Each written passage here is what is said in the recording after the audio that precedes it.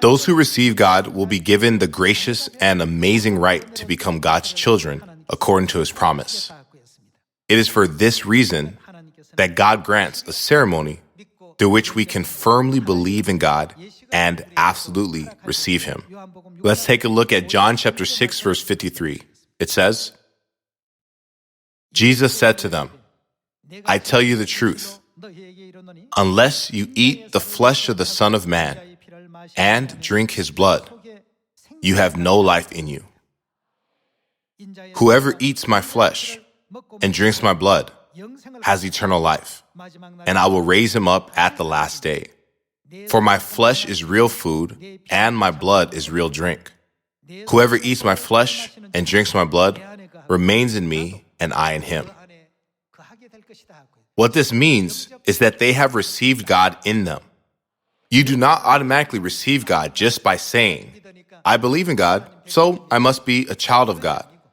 God taught us in great detail how to receive Him. We must have Christ's flesh and blood in us. Then what is the way which God has allowed us to have His flesh and blood in us? When you read Matthew chapter 26, verse 17, it says, On the first day of the Feast of Unleavened Bread, the disciples came to Jesus and asked, Where do you want us to make preparations for you to eat the Passover? He replied, Go into the city to a certain man and tell him, The teacher says, My appointed time is near. I am going to celebrate the Passover with my disciples at your house. So the disciples did as Jesus had directed them and prepared the Passover. Why did Jesus direct His disciples to keep the Passover? Let's go to verse 26. While they were eating, Jesus took bread, gave thanks, and broke it, and gave it to His disciples, saying, Take and eat. This is my body. When you read verse 27, it says, Then He took the cup. Isn't this the Passover wine? Gave thanks and offered it to them, saying, Drink from it, all of you. This is my blood of the covenant, which is poured out for many for the forgiveness of sins. Jesus Christ granted His flesh and blood through the Passover bread and wine, and those who eat His flesh and drink His blood to have eternal life, according to John chapter 6, verse 54.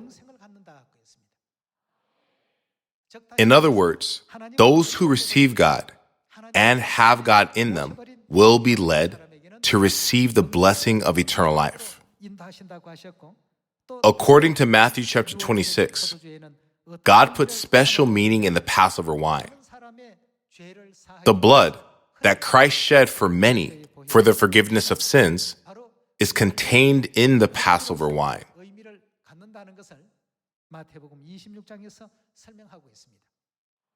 Therefore, those who claim to receive God or have God in them must be the people who dwell in the truth of the Passover.